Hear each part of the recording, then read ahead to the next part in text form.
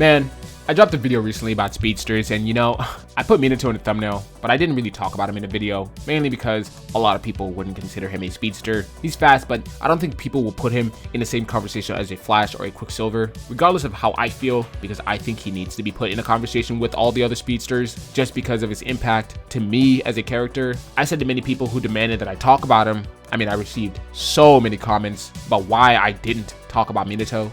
He was on the thumbnail, but I didn't talk about him. Was this clickbait? And I just kept replying to the people, look man, I love Minato and I'm going to talk about him in part 2, which part 2 is still coming eventually.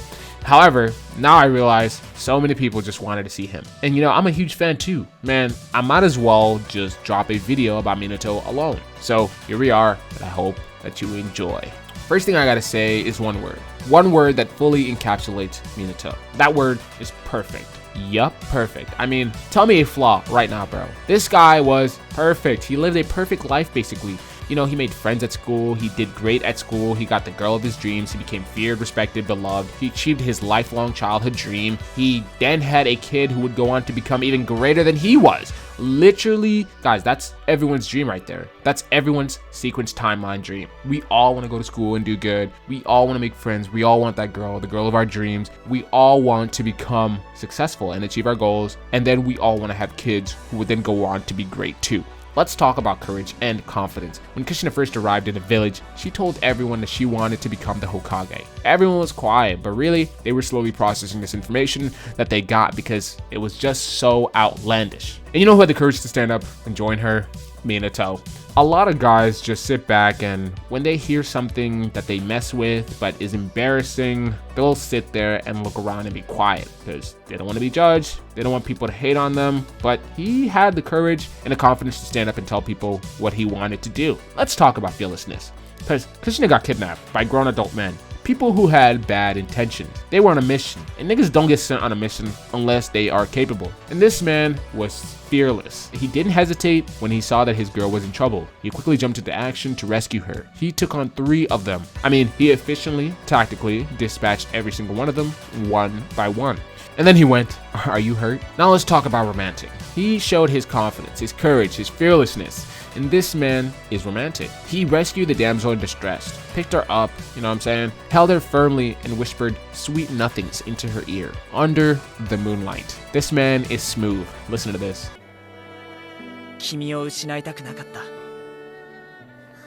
How can he be so perfect, bro? He's strong, fearless, capable, romantic, smooth. It's just not fair. Now let's talk about faithfulness and loyalty. From the moment he set eyes on her, he said he wanted her. And then he got her. And from then on, he only had eyes for her. Now, I don't know if they got married, but I assume they probably did. They was together for ever. They were inseparable. She had his baby, and this man stayed, unlike many others who would have left. He stayed, and he wanted to be the daddy. He wanted to be there.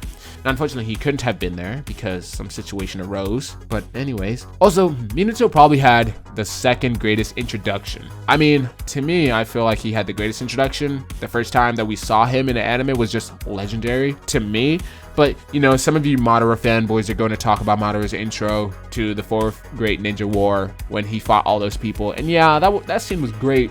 And I guess if I'm going to be objective, I guess technically it may have been better, but subjectively, the Minato intro is just awesome to me. If you remember, it happened during Naruto's fight against Pain, which let's just say was an awesome fight. Actually, one of the greatest fights of the series, especially the one where he was 1v1 against Tendo. The fight was sick, and I say Tendo, I don't actually know if that's what he's called. I think I heard them refer to him as that, but basically Yahiko's body. And I say this in almost every video, but the guy who voices Pain has a super awesome voice. But yeah, Naruto's fighting Pain, and just when he's about to lose control of the Nine Tails, just when the Nine Tails is about to get him to take the seal off so that the Nine Tails can be fully released, Minato swoops in and stops this from happening just in the nick of time, which was something that he had planned on from the moment that Naruto was born.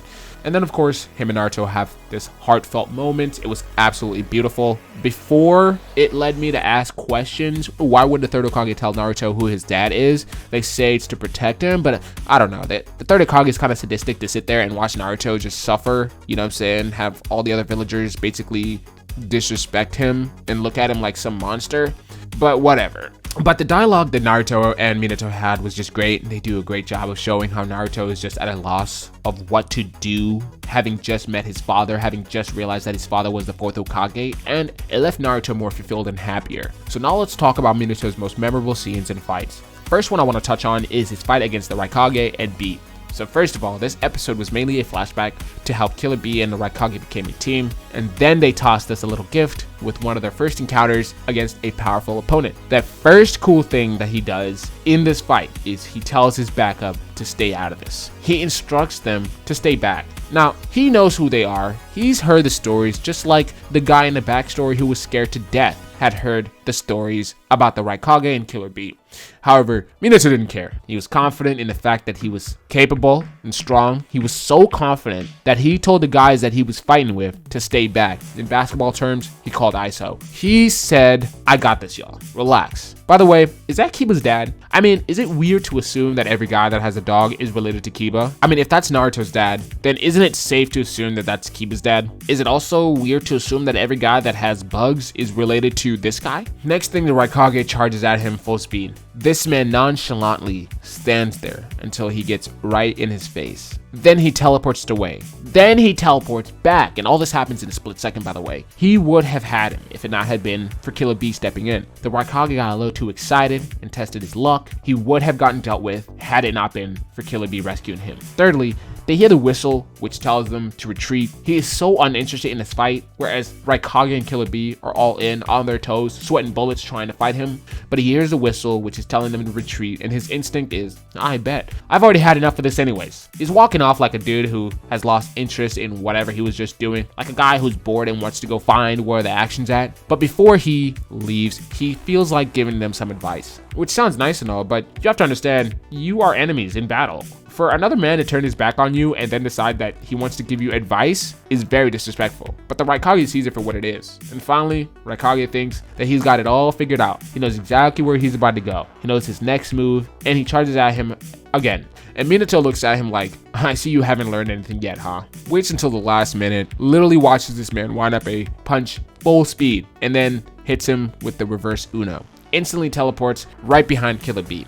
If he was fighting for real, he would have took out Killer Bee right there in that instant, which would have been easy.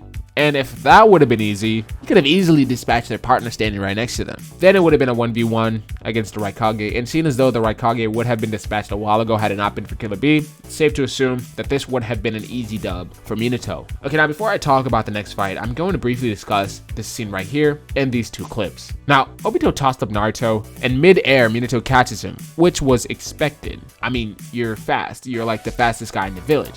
He didn't teleport right there. He literally was just that fast. But Obito was expecting this. That's why he put the paper bombs on the blanket. Now, watch what Minato does. This man is falling down. He teleports mid-air as he's falling down while simultaneously taking the blanket off of his baby. His multitasking is second to none. He does all this in like a millisecond, swiftly, quickly, efficiently. You'll probably just overlook this scene, but I thought it was sick. And just look at him. Great dad making sure that his baby's okay. Look at him tucking his baby, bro. You know his head is like freaking out, but he shows a happy face to his baby as he tucks him in nicely. Also, this scene right here where he swoops in to save Kushina right before she's about to get stomped. This guy's timing is second to none. And he's so smooth with it, bro. Look at him, all reassuring and soothing. Also, look how he sends her to a safe spot so she can be with her baby. You know what I'm saying? That's exactly where she wants to be right now. After he makes sure they're all fine, he puts on his getup and he gets straight to business. So now, obviously, we gotta talk about the fight against Obito, which is probably like his most notable fight. I mean, he just basically manhandled Obito in this fight. But also keep in mind, man, Obito was like 14 in this fight.